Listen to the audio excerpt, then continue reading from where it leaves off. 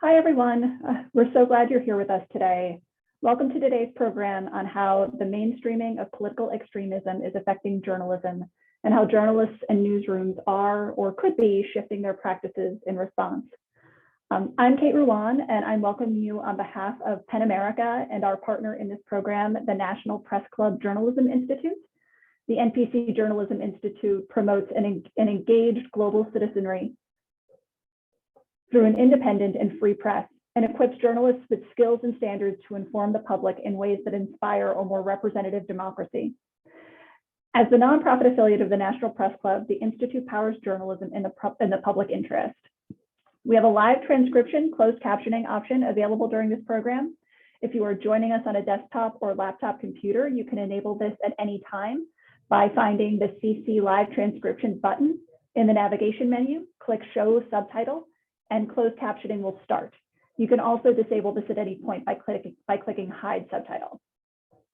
We'll be recording this program and a link to the video will be emailed to you. So if you miss something, don't worry. You'll have a chance to catch it at a second time. Highlights from the program will also appear on our website and in our newsletter with the video. If you aren't already receiving the Institute's daily newsletter for journalists, you can subscribe now. This program is designed as a conversation, and we hope you'll join in with comments and questions. Please share questions anytime in the Q&A queue. We'll be monitoring them and responding later in the program. So PEN America, for those who don't know us, is an organization that stands at the intersection of human rights and literature to defend the freedom of expression in the US and around the world. In the fall of 2022, we published a report entitled Hate in the Headlines. Based on interviews with 75 reporters, journalists, academics, and other experts, the report examines how the mainstreaming of extremism in US politics and society has affected the work of reporters, especially political reporters, and the new challenges it raises. These challenges connect to others that PEN America has also worked on, including disinformation, increasing threats of online abuse, and the crisis facing local journalism. The report explores how journalists and newsrooms have adapted to the shifting political landscape in recent years, what lessons have been learned, and what else can be learned, especially from reporters who have extensive experience covering extremists and extremism. In this precarious moment, journalism faces a myriad of challenges, but of course, it also has a critical role to play as a bulwark against the erosion of democracy. We hope this report and today's discussion can help inform the conversation about how to ensure that role is safeguarded. And now it's my honor to introduce this program's moderator, Rima Bland, expert reviewer for Hate in the Headlines, McClatchy Journalism Talent Acquisition, and former director for the Ida B. Wells Society for Investigative Reporting, and who has spent extensive time learning and talking about the topics we'll be discussing. We couldn't be in better hands. Rima, over to you. Thank you so much, Kate. It's such a pleasure to be here, such an honor to be part of this important conversation. So I want to get into our esteemed guests joining us today, our panelists. First, Hannah Alam, who's the national security correspondent for the Washington Post. She covers domestic terrorism, right-wing extremism, and national security. She joined the Post in 2021 from NPR, where she was on the national security team. Alam has also been a longtime foreign correspondent for McClatchy, where she served as the bureau chief in Baghdad during the Iraq War and in Cairo in the Arab Spring rebellions. She also was the 2008-2009 Nieman Fellow at Harvard University and has received numerous awards for coverage, including the George Polk Award for her coverage in Syria. Welcome, Hannah. We also have with us today Natalia Contreras.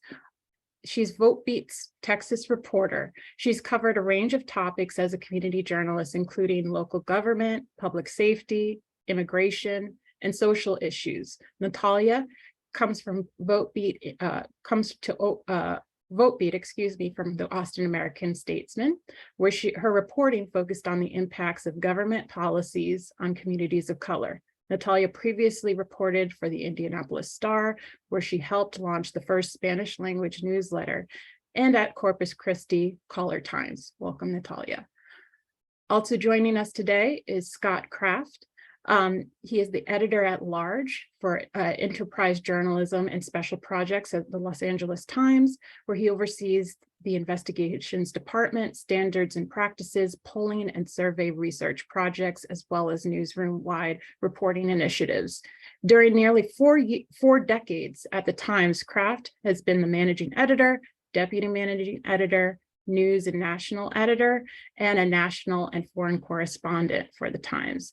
As an editor, he has directed work that won 9 Pulitzer Prizes.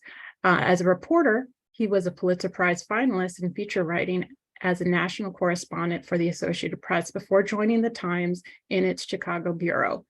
He spent a decade abroad as the Times bureau chief in Nairobi, Johannesburg, and Paris. He's currently president of the Overseas Press Club of America. Welcome, Scott.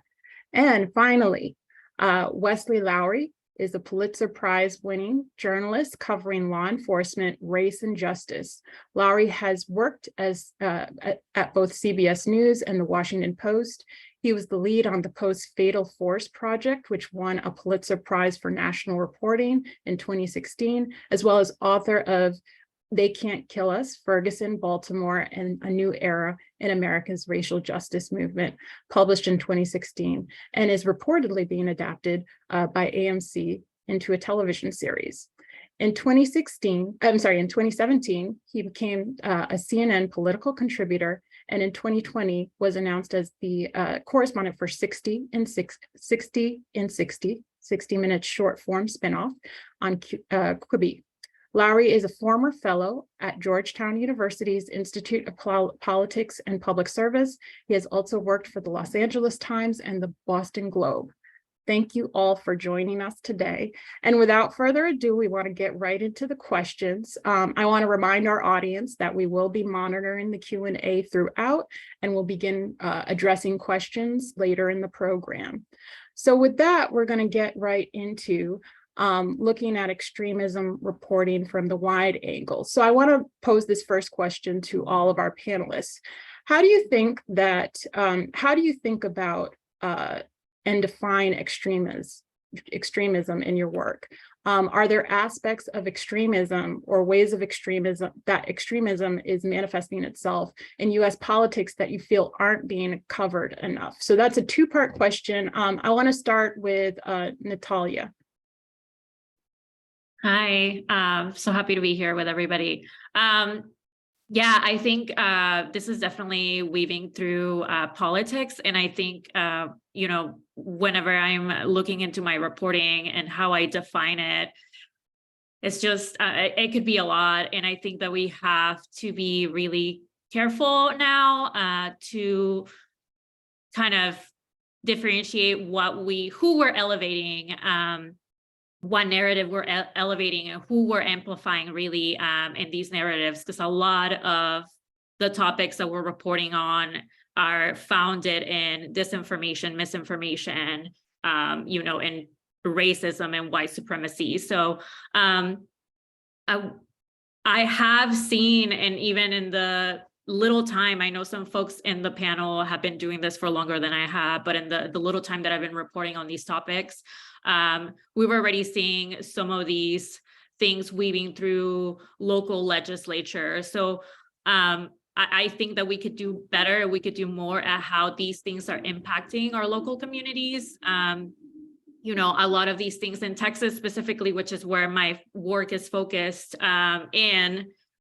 we've already seen some bills, some very restrictive voting bills passed, and there's more that are coming through this legislative session that are kind of like guided through and spurred by some of these conspiracies. And that's something that we're watching for. And so, I mean, it's definitely guiding that conversation with legislators. I mean, legislators are listening to these messages. So we got to be paying attention and covering more of how this is impacting our local communities, our counties, our election officials, people that run elections, election workers. Wesley, how would you define extremism in your work? Well, extremism, I tend to think of, and I don't want to box myself into too narrow of an answer, but I tend to think of as ideologies or movements that seek to harm or disrupt our society writ large. And again, that doesn't necessarily mean quote radical political movements, right? That there are people who are on any part of the political spectrum whose views might be far outside of the mainstream. But extremism very often speaks to movements or ideologies that begin to excuse interpersonal harm as a political means. And so that tends to be how I think about it. Obviously, a lot of the work I've done has been specifically in the lens of white supremacist extremism, although I've also, as a reporter, covered any number of domestic and foreign-led terrorist attacks, and so some other ideologies there as well. But that tends to be how I think about it. Hannah, what about your outlook on how you define extremism and how you think it's being covered? Sure. My guess, my take is similar to Wesley's. I mean, I tend to think of my beat as kind of two buckets. There are the violent extremists, so groups that sort of organize and mobilize around violence, around guns, anti-government militia groups, far-right white supremacist groups, the Boogaloo Boys. There are any number of sort of inherently violent. That's why they organize. I mean, Proud Boys is another example, I would say. And then there's these broader extremist movements, ideological movements, like Wesley was saying, and a lot of them do promote, hate, intolerance, dehumanization. They might not be explicitly violent; they can certainly be harmful, but they also, as we have seen in many cases, even very recently, can inspire violent actors.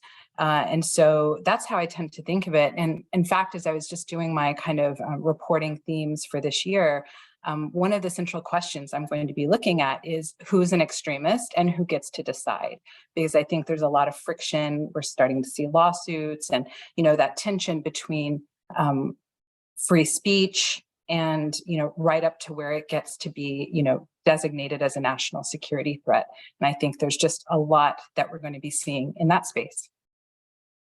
And Scott, I want to pose this question and sort of a zoom out a little bit based on sort of your global perspective on this as well. So how do you think we can understand extremism in the US as part of the larger global trend? Well, I think there's really no doubt that extremism is, a bunch of global movements, and it may not be very well organized, but the ability of foreign-based extremists to share strategies with extremists here is obviously, very real. And I think we as U.S. journalists would be really smart to study some of those groups in other countries, and maybe networking with other journalists who are also covering, often at great risk to themselves, those movements, because they all share this fear. They all tap into the same kind of fears of migrants, of cultural liberalism, and of a loss of political power. And in that way, I think the challenges for global journalists are the same as actually we're facing too. And just to circle back on what Hannah and Wesley and Natalia were saying, that also I agree that it's very difficult. It's sometimes more difficult than one would imagine to determine what's extremism, what's mainstream political thought. And so I'm speaking to you from a blue state, California, but extremism is very evident here. And I think one of the missed stories, domestically at least, not missed stories, but one area we could focus more on is this, I guess you'd call it a silent minority of the pool of people who these extremist leaders are speaking to, and who are actually influenceable by what extremist leaders are saying, which I think is a dangerous area that is really hard to tap into, but is important. And in that vein, I want to take one of the first questions that we got from one of our attendees today about the attack on Paul Pelosi and sort of that where that line crosses over. So the question is, what did you all think about the coverage of Paul Pelosi's attack, both right after recently with the release of the audio and the video? What were your thoughts on that?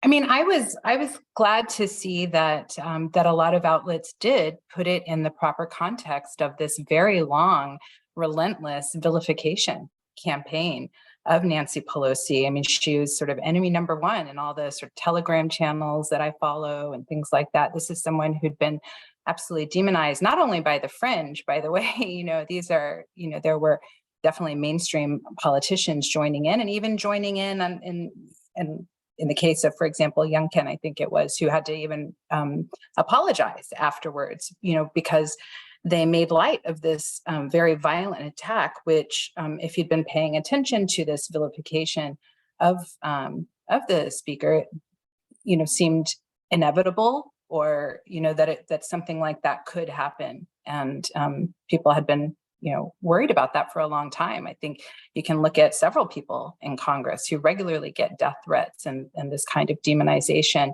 and all it takes is one person to sort of act on that. Any other thoughts? I think that we also have gotten better at, like Hannah was saying, just kind of identifying that this was a possibility, right? For a long time, I think we as journalists just kind of went into when the violence happened, and we weren't really following kind of like that trail and like the red flags that will lead up to that point. So I think that's something that I think reporters who are covering these topics are getting a lot better at identifying those red flags, and that this could become something instead of just dismissing it and waiting until there's a terrible act of violence to cover it. And I think you touched on my next question here, so I'm going to segue into that, which is, what do you think is being done right in the coverage of current extremism?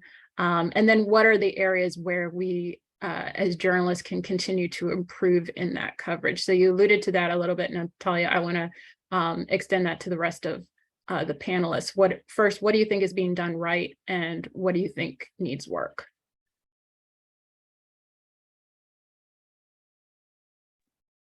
Well, I'll jump in. I think that like any issue of complexity, coverage of extremism is serviced by rigorous contextualized reporting and is disserviced by rapid sensational reporting. Unfortunately, we know what the media landscape is.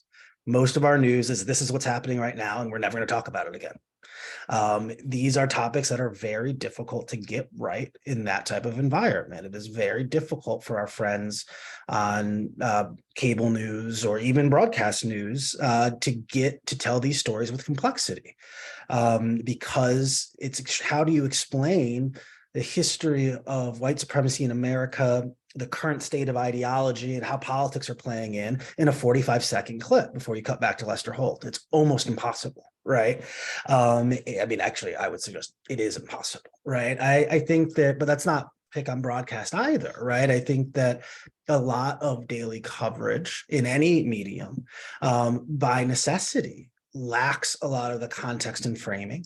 And because of that, I do think that there is not because of it, but I think that there's a unique risk in these issues. I mean, I just finished a book that comes out in June, looking at the increase in white supremacist violence in the decade since Obama was elected. And I read years worth of white supremacists talking about how they deliberately manipulated the media.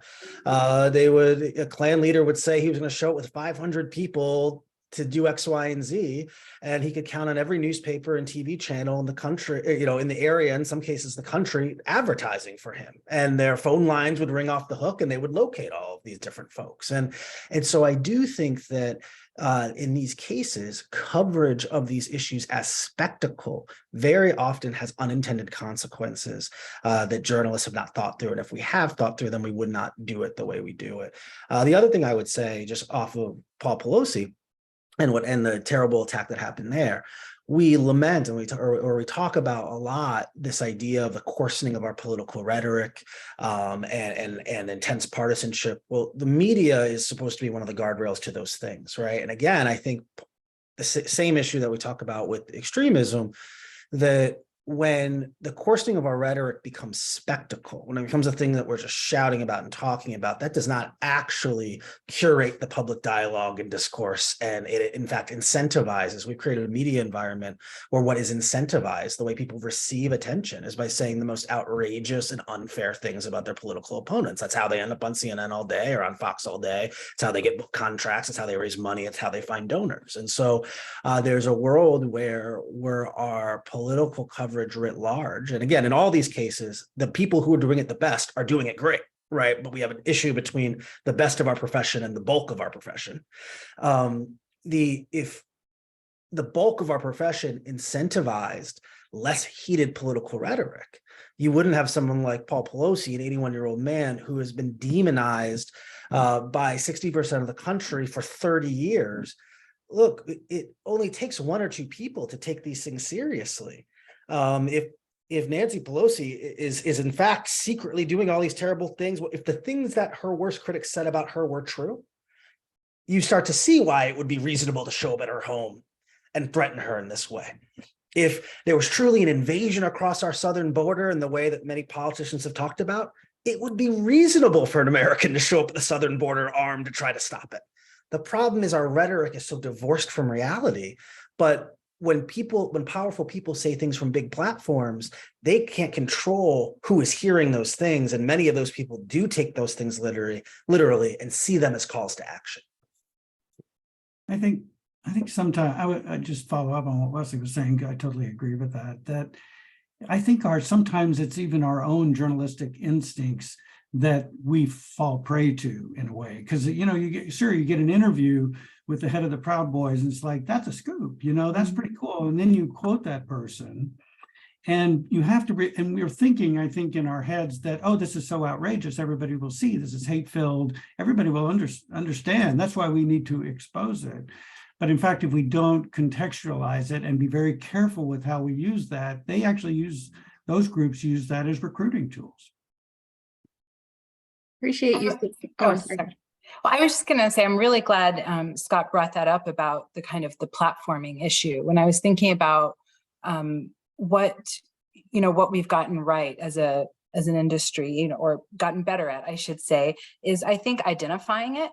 Okay, this is an extremist movement. It's not, this is not just a concerned dad at a school board. He's wearing a Proud Boys shirt. I mean, he can see it. We place people in these movements. And I think we've also gotten better at seeing that it's not just this spontaneous, organic movement. A lot of times it is steered, directed, well-funded. There's a lot of sophistication and momentum behind some of these. And I think January 6th and the coverage of the aftermath and the prosecutions and this landmark, these trials going on, I think that's all been really good, exemplary. I think what's still missing, I think we still do have the both sides problem, are there two sides to hate? Do we have to interview someone who's gone through a hate crime and ask the KKK, why would you do that? I mean, I think there's still I still see it creeping into copy. And the, what was the other part? Oh, yes, the not enough truth squatting, letting people just talk. And to Scott's point, taking for granted that that readers will recognize this for extremist or conspiratorial type of rhetoric, and just too often giving platforms. I mean, I cover extremism, so I'm someone who firmly believes to cover extremism, you have to talk to extremists. So sure, I talk to a lot of militia guys, even neo-Nazis, white supremacists, people, Christian nationalists, people in various movements. In my years overseas, certainly talked to a number of sort of jihadist militants in various groups, ISIS, AQI, all sorts of groups. Talking to them is different from platforming them. Talking to them gives you an understanding of their goals, their methods, their operational structure. Platforming them I think that does a disservice unless you're, I used to have this editor who used to say, what's the delta? What's the change? Unless you can, report on them in a way that moves the conversation forward, reveals something about them, it's in the public interest to have this voice in the paper or then in the outlet at this time. You don't need to. And often there's a better frame for the story that you're doing. And maybe it's like Natalia was saying, maybe it's the community that's affected rather than what Scott was saying, you do the profile on the guy with the gun. That's a great point. And I think that's something that a lot of journalists struggle with is what is the litmus test of how I cover this without providing. So I appreciate you giving insight into that. I want to go from there into more best practices for journalists as they're covering extremism. I guess one of the things that I'd like to find out from each of you is about your own experience in the stories that you've covered. We've talked about obviously the way that a threat manifests itself with a politician or politicians. Have extremism or threats to democracy affected your reporting process, your sense of safety, things like that? Are there precautions that you take? How do you go about that in this world that we're living in, where the reality is those threats are not always empty? And we can start with Natalia. I haven't been covering this as long as other folks in this panel, but definitely this is something that covering this topic is a lot. And so I think it's really easy for us to just kind of like go down the rabbit hole of the internet conspiracies. And I tend to only take Mondays to do that and go down that rabbit hole spiral, and then make sure that, the rest of the week I'm just kind of, going after just really asking questions and, talking to experts. But I've had to really do that as part of my reporting, is going down the rabbit hole of the internet conspiracies, seeing where these things are getting shared. I've had to, subscribe to Locals, Telegram, like all of these, Rumble channels, all of these other things that, wasn't necessarily doing before I started covering this. But also I think it's really important to as more reporters and as more journalists try to cover these topics in their newsrooms, to have the conversations that there is a lot to learn. I would love to kind of reach out to the panelists here later, because this is something that we're still learning how to do, but having the conversations with our editors about, really being careful of, like I was saying earlier, those narratives that we don't want to just like elevate for the sake of doing it. Well, like, we really have to be careful of who's impacted here. What are we really trying to do with these stories? So I think it's a matter of being really careful and having a newsroom wide or conversations with our editors constantly. But that's kind of how it's changed for me. And luckily, I haven't faced any physical threats, but I think, I'm a woman, I'm an immigrant, I'm a woman of color. Anytime I write about or even have the word race, like, racist threat or anything that has to do with racism in my stories, it's a guarantee to get emails back and emails from people that are just calling me names and racial slurs. And that's just something that I've unfortunately gotten used to, but I haven't luckily yet had any other experiences with threats. But it's having that conversation openly with our editors, and look, I'm very lucky that, they in my experience and in my newsroom right now, they prioritize my safety always. But I think it's a matter of understanding that we're still learning how to cover this topic, and reaching out for resources and figuring out how to do it as we go. That's just kind of the take and how I've approached it so far. Hannah, you've been doing this for a long time. Has your process changed over time? What kinds of experiences have you had? Yes, for sure. I mean, a lot of it was sort of baked into me. I'm hyper aware, hyper vigilant from my years as a foreign correspondent and covering militant movements overseas. But many of those same sort of tips and strategies work here. I would say that two just kind of concrete things that have helped me is the Burner app and Delete Me. If you're going to be covering these kinds of movements, I would definitely sign up for Delete Me. It's, you know, sort of does what it can to rid your public information from, you know, these data services where people can kind of purchase, you know, it makes it easy to dox you. And I certainly have been doxed, even enrolled with Delete Me. And then the Burner app, it just, you know, allows you to call from a phone that's not yours. I think one thing I see, you know, just a very, very basic tip would be if you are reaching out to extremist movements, extremist groups that you suspect will probably be hostile to you. I don't put my full contact information in there because often what I see on Telegram channels for extremist groups is some poor reporter's full request, screenshot with all their details posted into a forum of 20,000 Proud Boys or militia members. And obviously that just, you know, it's posted there for a reason. And the implicit reason is, well, in fact, it's explicit. I remember one time there was, I think, a Vice reporter or someone, and their information was posted and they were saying, give this guy a good day. So you have to be careful that even your sort of good faith effort to just reach out and, you know, do your journalistic duty, you're not dealing with, you know, with a cranky person who's mad the crossword puzzle is not where it was. You know, these are bad faith actors, bad faith campaigns that will encourage and sometimes incite harm.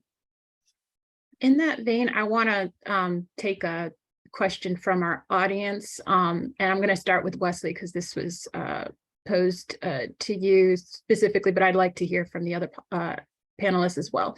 So Fiona asks, a lot of politicians and pundits will wink at extremists in public statements, and media will cover their remarks out of principle, neutrality, nonpartisanship. Do the panelists think this impacts the growth of extremism? And how can journalists and civil society actors correctly point out adversarial narratives without sacrificing the mantle of neutrality? Wesley, for instance, you've talked a lot about centrism bias. I'm interested in to hear more about how passivity can fan extremism, just as much as extremist content itself, and how to avoid that. Sure, I think it's a really good question. I'll be honest, I don't think very much about the mantle of neutrality, right? It's either raining outside or it's not raining outside. I'm not particularly interested in sounding neutral about which it is. If there is a murder, my copy should not read neutrally about whether or not that murder is a good thing or a bad thing, right? That doesn't mean we sacrifice fairness or rigor. It doesn't mean that we don't seek out people and try to ask them questions and best understand them and present them in the most good faith ways, right? But I do think this is particularly difficult in the political arena because we have political parties who know how to work the system, who are the ones who invoke these ideas of balance and neutrality and hearing both sides. They've taken our own language and they use that to hang us and to handcuff us very often. And what I think one of our failings is that, and look, and there's no way around it in terms of white supremacist extremism, which is the space I have the most expertise in. We have one political party that traffics in the same talking points as white supremacists, be it on immigration, be it on Muslims, be it on any number of issues where the mainstream political rhetoric could be written by avowed racists. That is an issue, and we cannot, again, if we as a media are so concerned with Republicans not accusing us of bias that it prevents us from telling the truth about that, we cannot serve as a guard dog and a guardrail of the public discourse. We cannot create any disincentive for people to traffic in these things. We do have to have a real good faith conversation about these things. And again, I think imperils our ability to tell the truth, right? We're currently living in a moment where we've seen the rise of a movement that is a mix of nativism, of anti-urbanism, of anti-cosmopolitanism, a fear of immigrants, right? It's the exact same things that drove the Klan movement of the 1920s. But to say that in public, the way that Newsbusters is going to headline the write-up of this panel is going to be that I compared Donald Trump to the Klan, right? Now, this is a literal, true, factual description.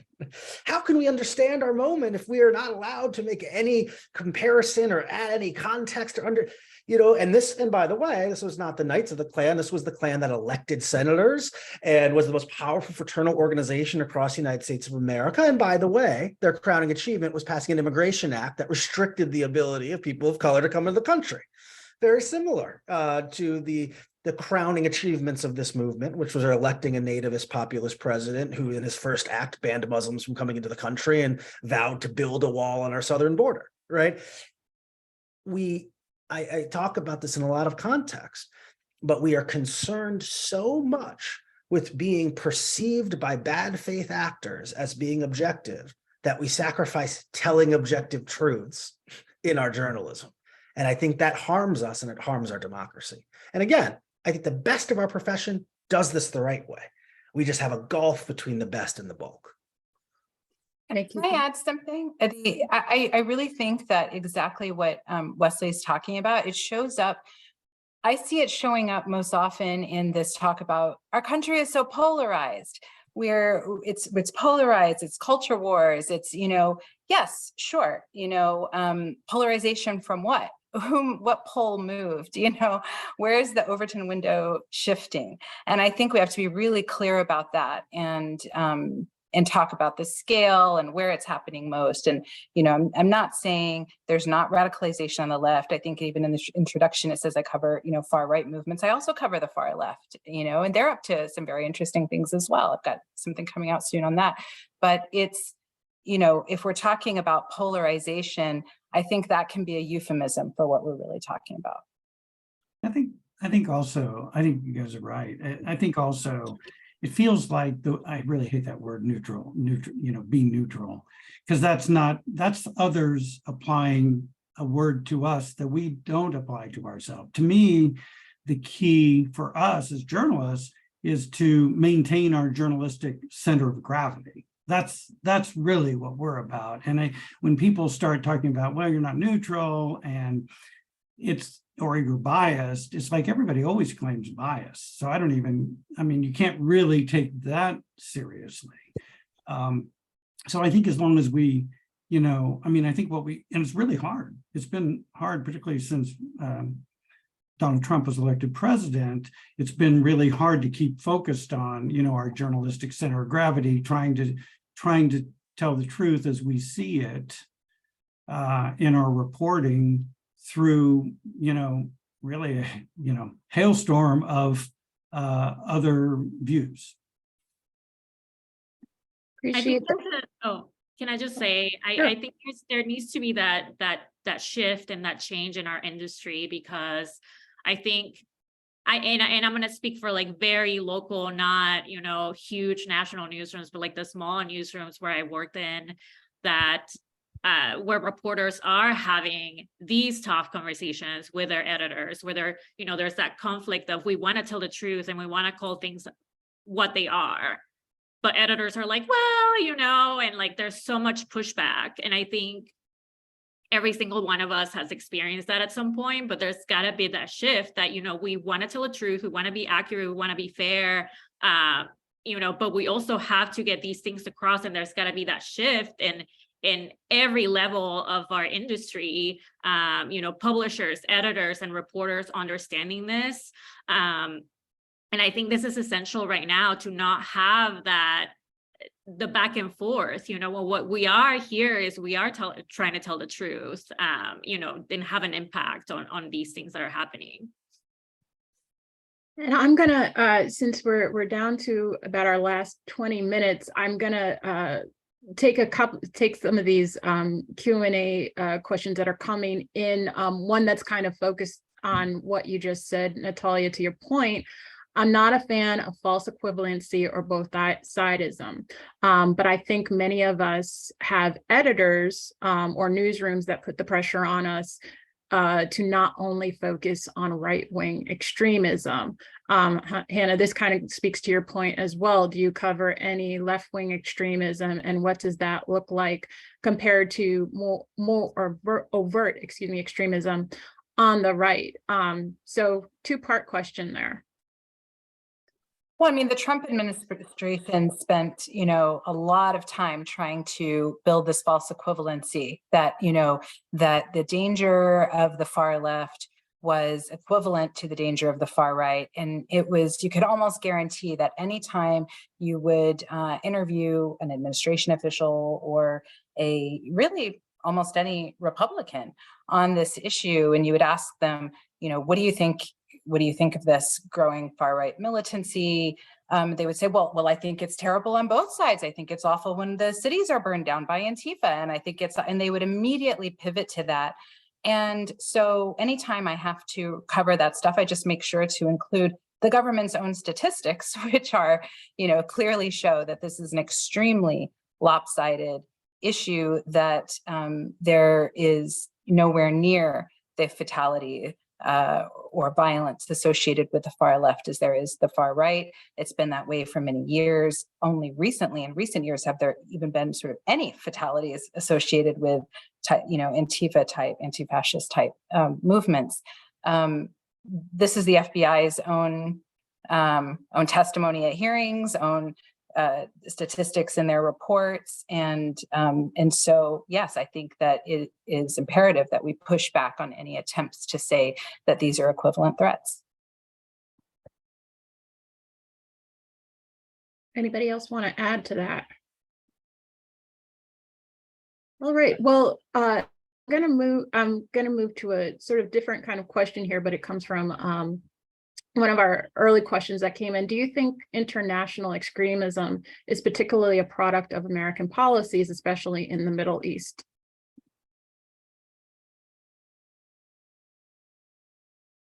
Wesley, would you like to?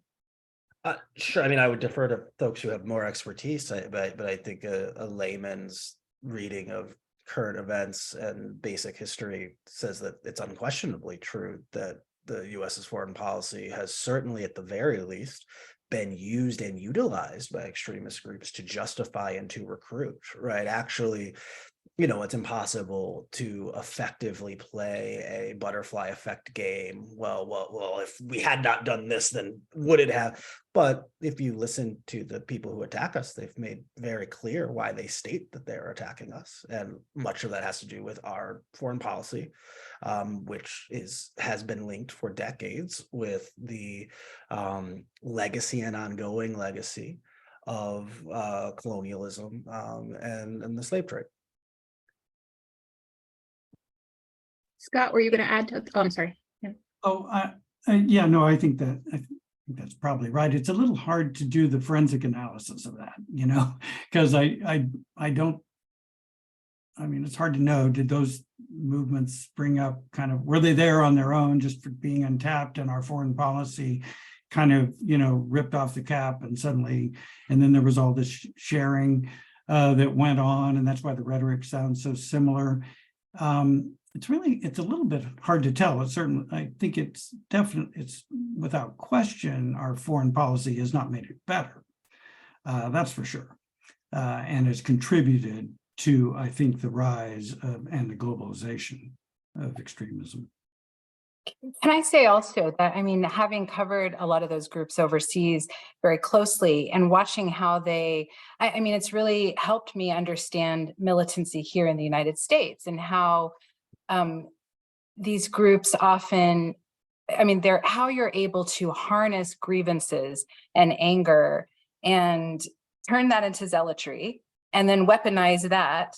And then you've got a pretty destructive force on your hands. And that a lot of times when you dig, it's not even about the ideology, it's about power. And I remember one of the big scholars of kind of Islamist movements, militant Islamist movements, would say, to understand ISIS, you don't go look at Islamic history, you go read about totalitarianism. And I would definitely take that point. Thank you. So another question we have here is, why are journalists generally reluctant to name acts of extremism when they happen in the US? But when these violent acts take place in other countries, they will call them extremism more easily. Are we in denial as to the rise of extremism in our own country? I think this is a observation that a lot of people note, that it doesn't take much to call somebody an extremist when they're coming from another country, as opposed to people who do domestic acts of terrorism. I think that this is a case where, instead of using our own journalistic judgment, we defer to law enforcement. And so therefore the disparity in our coverage is a reflection of this disparity in law enforcement. What is true is that there are two completely different legal standards and set of laws that govern international terrorism and domestic terrorism, right? And so we suddenly become extremely legalistic, or technically, is this terrorism? Well, under the law, an American versus if it is someone elsewhere, right? And we've seen this. Any number of experts have talked about the remarkable difficulties in prosecuting and thinking about the way we treat these as two completely different sets of things. A bunch of Muslim immigrants who at some point have watched Al Jazeera or watched some YouTube videos going to the woods to shoot a picture of Joe Biden is legally treated very differently than a bunch of white guys going to the woods who are American citizens to shoot a picture of Barack Obama. One of those things is constitutionally protected First Amendment behavior. The other is pretense to open a federal investigation, tap your phones, infiltrate your mosque, and entrap you into federal charges, right? We treat law enforcement treats them fundamentally differently. And then we defer to law enforcement about what terms we are willing to use and which ones we are not. And I think that becomes the core source of why there's such a disconnect between what people see with their own eyes and what their media often is willing to acknowledge has happened. And I want to get to one more question before we have a question for our audience. So this one comes from an anonymous attendee, but I work in media for a media watchdog that tackles extremism, particularly focused on anti-LGBTQ rhetoric. And we want to, sorry, it keeps moving on me. And we want to help shift the media landscape in such dire times. I'm still relatively new to this, so I want to ask, how can we help journalists with their work in this area? What are you looking for from an organization such as mine?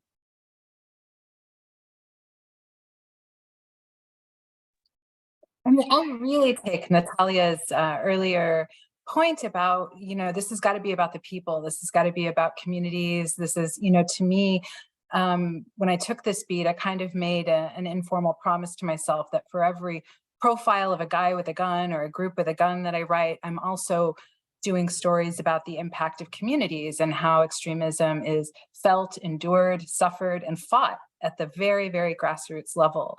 And so I think that any kinds of concrete examples of that, here's a story, here's a person who's doing these extraordinary things in their community to tackle these issues.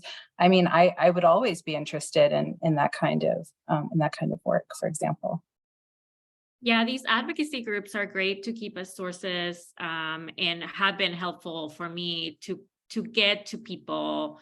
And like Hannah was saying, the people that are actually going through and experiencing and facing the impacts of any type of policy that's out there right now that's impacting them. So if your organization is out there and if you have clients or people, we can talk about how we can protect them, their identity, all of that, but hearing just everyday real life impacts of what's going on, it's always really helpful. I mean, those are the stories that we want to be telling. Appreciate that. And so as we're coming to the close of this session, we have a question for you all. How will this change your work? How will this program, this session, change your work as a journalist? I know we have many journalists on this session. We have some folks in nonprofit and academia. We'd like to hear from you how this can change the way that you go about your work. So please tell us in the chat. I will give you less than a minute to start putting in so it doesn't get awkward, but we'd love to hear from you. So, and I guess in the meantime, while we're waiting for folks to put, oh, somebody, Sarah Wire said, already deleted my phone number from my signature. Great move. And I have another question here in the chat. How will, let us know how your work will change. While we wait for that, I'll get to another question here real quick. You can also, Holly's putting in the link, a place where you can share more of your feedback.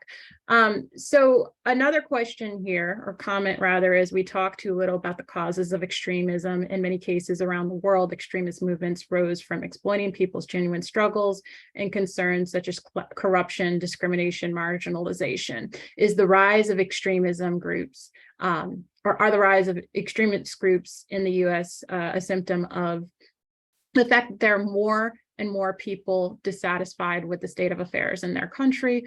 Are these genuine concerns raised by silent minorities not addressed sufficiently? And want to take on that question as we wait to hear from our audience.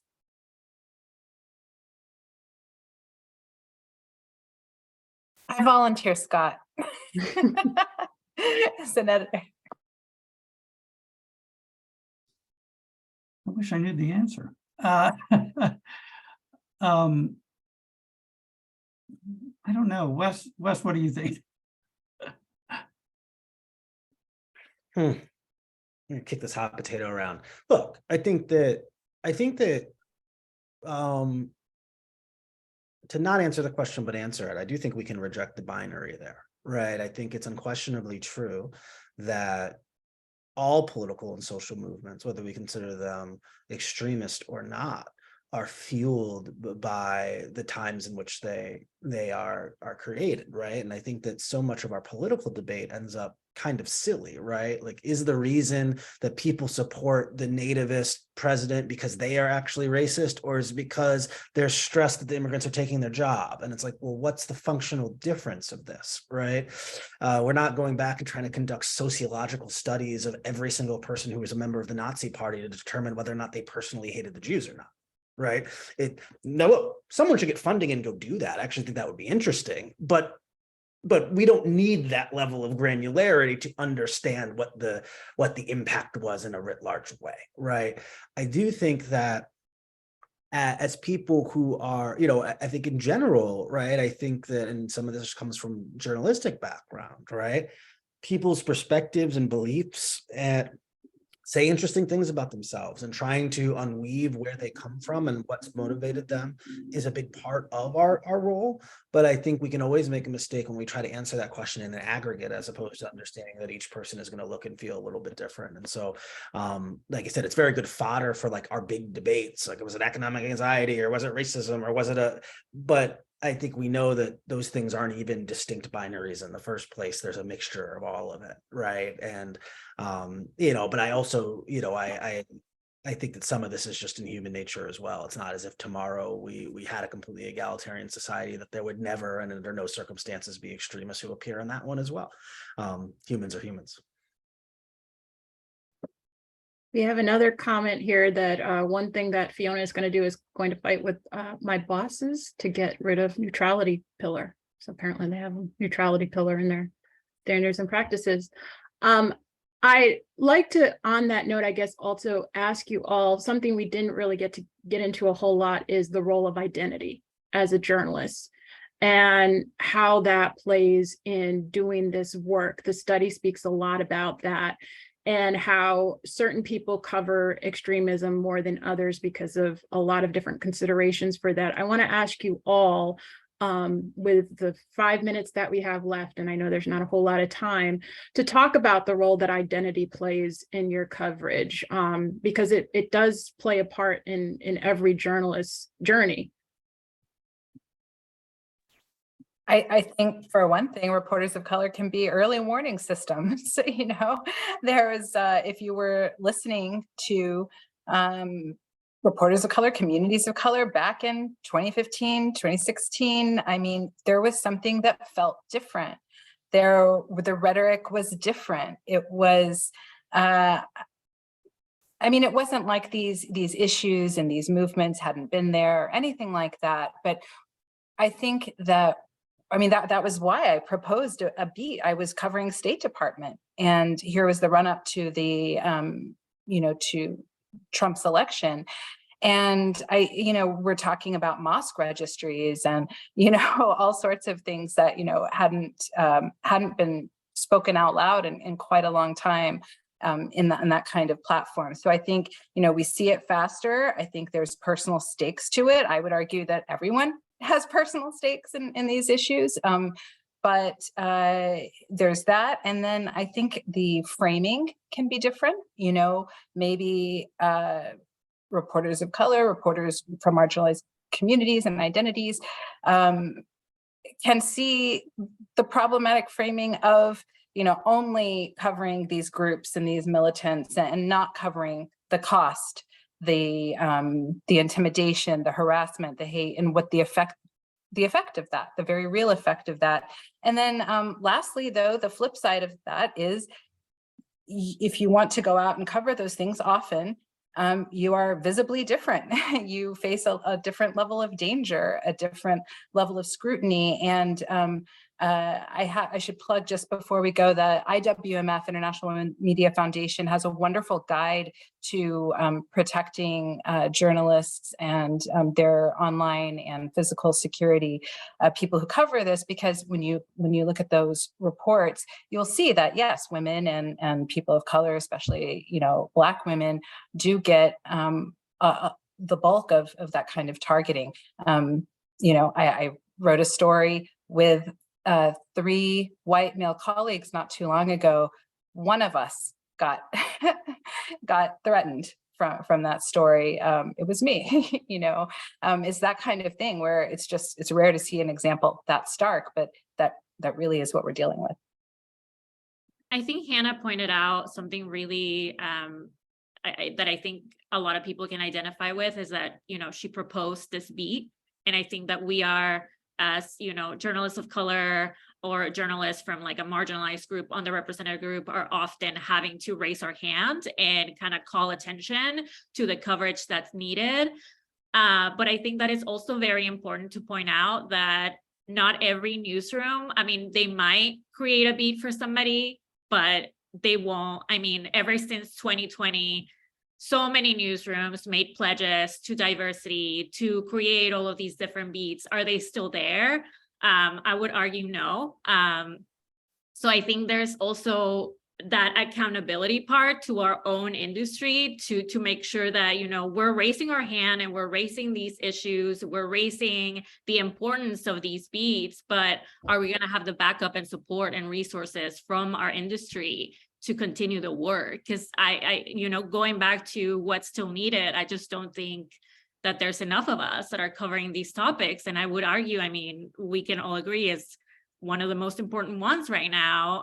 And we can dive into that, into so many of our beats: education, healthcare, elections, like I'm covering. But are we going to have the resources and the support from this industry to let journalists do the work? And I think that's something that's really important and needed right now.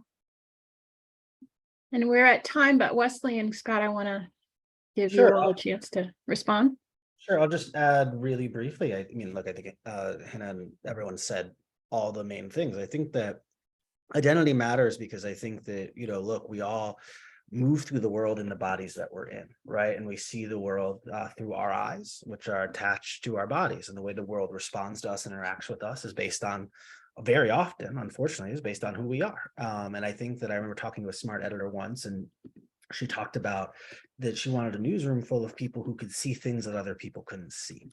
And I think that the beauty of having different types of people in your newsroom is it allows you to see things that other people have not seen or cannot see. So I think that that's a big part of this. I think it's really important. And I think that unfortunately, that ends up becoming a blessing and a curse when you're the only person who in your room can see something a certain way. You very often have to fight and advocate for that type of coverage. And also, the work often falls to you. But I think that, what's remarkable is that journalists of color every single day, and women and people of different gender and gender identities and sexualities show up and work hard to tell these types of stories, taking it on themselves, because at the core, they're journalists who want to make sure that their news organizations, their publications are covering the country accurately. I would just add quickly that a lot of this panel has been about our credibility as journalists, and I think the survival of our credibility really depends on supporting journalists of color in not just covering this subject, but all subjects. Thank you all, and thank you to our panelists. We want to thank you so much for joining us in this really insightful conversation. I think I'm going to hand it over to Kate for a minute to close us out. Thank you so much, Rima, and to our panel. You packed so much information into this hour. I learned so much from you all, and I know the participants did too. Thank you to all of the participants as well for the great questions and comments. We'll share a link to the video soon, along with resources, so you can keep mining this conversation for guidance. And I also just wanted to note that PEN America also offers resources for journalists to support their digital safety, and we work closely with IWMF and other partners on those resources. People can find them at pen.org. Thank you all again for being here. Stay well, and we hope to see all of you soon. Thank you.